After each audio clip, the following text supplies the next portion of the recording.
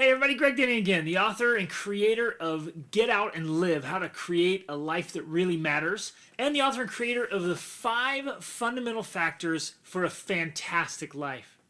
There's a great story in the New Testament where a rich young ruler comes to Jesus and says, Master, what do I need to do to be saved? And Jesus says to him, keep the commandments. And he names the commandments, and the rich young ruler says, well, I've done these since my youth. What lack I yet? Whoa, what a great question, man, and that's a lesson for another day. And here's was Christ's response to him specifically. He said, sell all that thou hast and give to the poor. And the young man went away sorrowing because he had great possessions. And then Christ said, it's easier for a camel to go through the eye of a needle than for a rich man to get into heaven. Now, I'm not exactly sure what that means. I'm sure there's multiple meanings, there's great application. But here's what I know. Being attached to stuff and to things prevents us from making progress in our lives. Whether that's spiritually or physically or emotionally, or in our relationships, in our businesses, being too attached to things can cause all kinds of problems. There's a Chinese saying that said, I never saw the rise of the moon so well until my house burned down. Right? And once he was freed from that, he was able to see differently, see better. Now, things are great. I love things. Right? I love having some nice clothes. I love, my Macintosh, my MacBook Pro. I like microphones and cameras and lighting systems. I like gear and I like mountain biking and outdoor adventure gear. I mean, I go into like an REI and I'm just, whoo, right? And there's lots of great stuff in the world. But we've got to be careful how much of it we bring into our lives. And more importantly, we've got to be careful how attached we get to it. You really can't own anything. Right, think about that for a second. You can't own anything because you can't take anything with you. When you die and you leave this life, you're not taking anything with you except who you've become. Right? Knowledge, experience, characteristics, values, beliefs, understanding. Right? You take those things with you. Everything else that's physical remains either to end up in a dump heap somewhere or in the possession of someone else. And so really it's a stewardship. And that's a profound lesson for all of us. Everything is a stewardship and it's temporary. And we're just taking care of it for a time. So how does that change things for you? You really can't own anything. Does it shift your mindset now about how you might feel towards your things? I hope so. Bertrand Russell said, it is the preoccupation with possession, more than any other thing, that prevents men and women from living freely and nobly. So I got to ask a question. What do you become if you are attached to things and stuff and possessions? What does that make you? We've got to learn to detach from that kind of ownership that ties us to something. And honestly, you get to the point where your possessions possess you. And you don't own things, they own you, because you end up giving all your time, effort, energy, money, resources to taking care of your stuff. That brings us to an idea about having sufficient for your needs. I'm not all about, hey, get rid of everything, live with a loincloth and roll like that, because I think there's great things that do bring real value to our lives.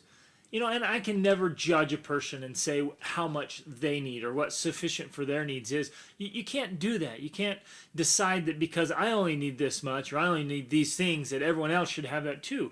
We just can't go there.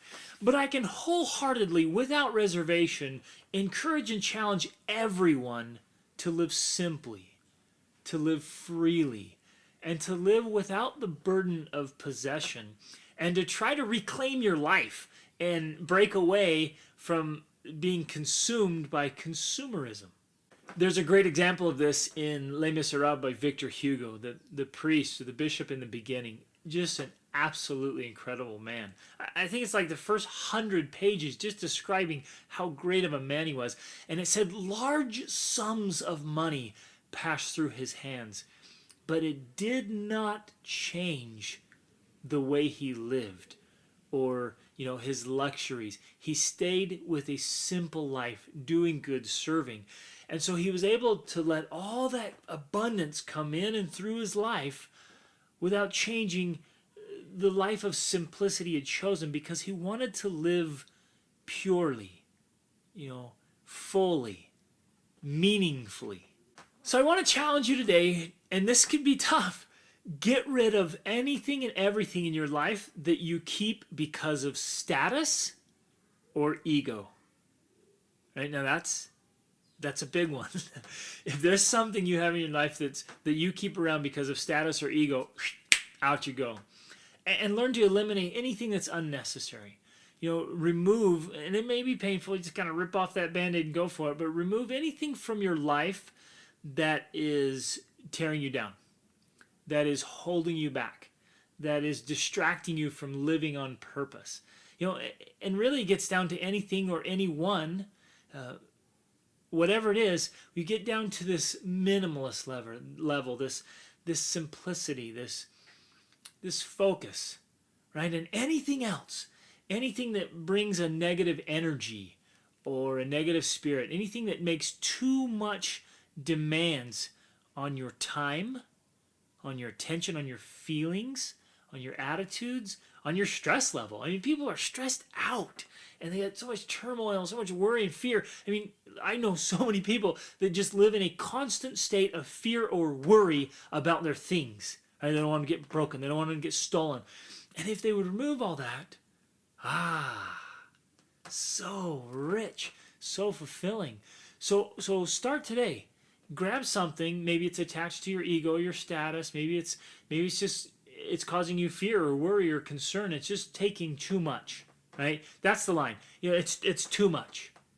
If it's not edifying you, if it's not blessing your life and your family, if it's not adding real value to purpose and meaning and what matters in your life, then have the courage to get rid of it. So start today to clear the path. Get the obstacles out of the way so you can really move forward now without that extra load, without that burden, and get to where you just are free to focus on what you want your major definite purpose to be in life. Gandhi did that so well. He had so few possessions. I think at one point he said he had 3 things. And ironically, he had far less than the people he served. These people were poor and he wanted to help the poor rise up, but he had fewer possessions than the poverty-stricken people he was serving. And that's because there's a big difference between being simple, living simply, and being poor or being broke even. Poverty is a mentality. And a lot of people think, well, if I have few things, then I'm poor. And all of a sudden you end up on the charity list at church or something, and people are bringing, oh, you don't have anything, let me give you all. No. I don't need more stuff. Right? Gandhi was able to live simply so that he could focus on serving the people. And look what he did for billions of people. And we're still talking about him today. And yet he had so few material possessions. What a great lesson for all of us. Now, I don't think all of us should get rid of all of our stuff and go off and live that ultimate simplicity, although there may be some of you who want to do that. And if that desire's in your heart, man, go make it happen. But otherwise, I just challenge you and invite you again to get down to a minimum level. Almost like the things pile up and they get to where you can't see now because they're blocking your view. So get them back down here to where you have a clear and proper perspective and paradigm of the world and of life. And again, like it cleared the path here, where it gets the rubble and the clutter out of the way so you can take off running in the direction of an epic life that is so exciting and so fulfilling to you. we've become experts in acquiring more stuff, right? But completely incompetent to be able to use and value and feel joy over what we already have. And we can get down, and so many people have done it. I've been encouraging people to do this for a long time, and we've done it. And once it's hard, but once they get rid of that extra load they're carrying, almost all come, oh, that man, life is so much better. And I don't even miss my things. I don't even care about stuff anymore. Life is so much more enjoyable because I don't even have to think about it. Now I can focus on my children and on service and on building my business. I can focus on what really I couldn't see before because I couldn't see over the pile of stuff I had.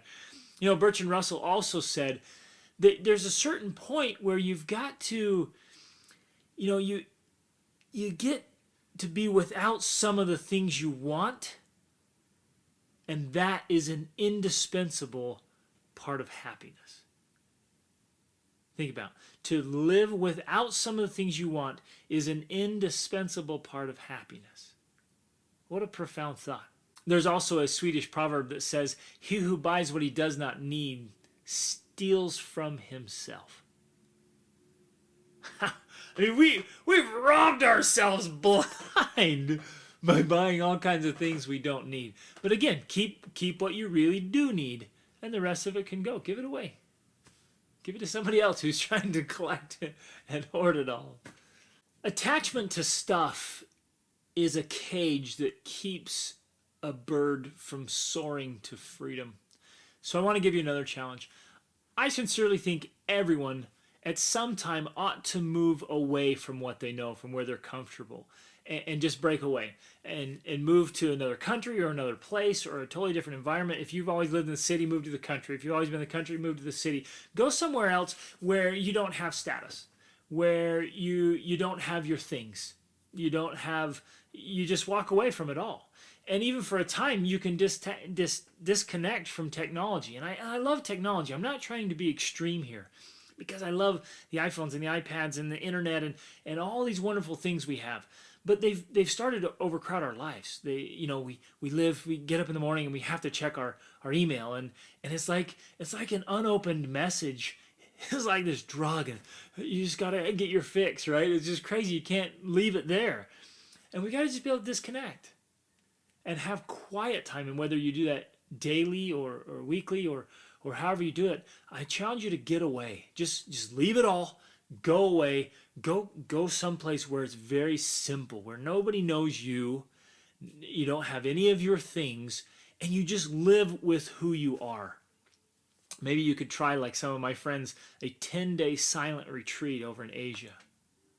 Wow, right? Or go off. I have a friend right now living in Africa. Just ultimate simplicity. He's in a running camp with professional runners. I mean, the fastest men in the world. And it's just utter simplicity, right? Just he's got his running clothes and a cot, and he just runs and just lives. Right? Break away from that for a while to really just live with yourself and see how it affects you and how it opens your vision and your understanding and changes the way you view things. And so, again, I challenge you to focus in on what matters most. Remove the clutter. Live deliberately. Don't let it jeopardize relationships. Don't let it jeopardize your purpose. Don't die with your song inside you because you were distracted by things and stuff.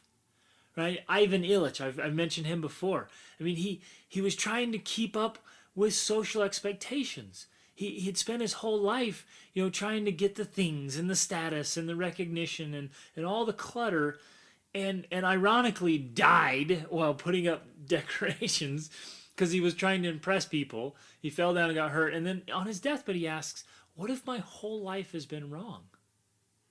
And that was a fictional character. There was a real woman who had spent her whole life with all her nice things, and her house was so immaculate and so set up just right that she never even wanted her children or grandchildren to come over because she was so concerned they'd break her things.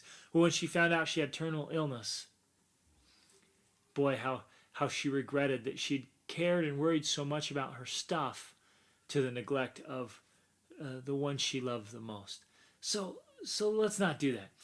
Let's create and design a wonderful life, and let's not get bogged down and get the barnacles on us like a huge ship, and we just can't really move forward, or cage ourselves in our things. I have a friend who built his dream house, and he was there, and the honeymoon stage was wonderful. We love the house, it's so great. And after a while, I went over to visit him. He says, it's just like a really beautiful cage.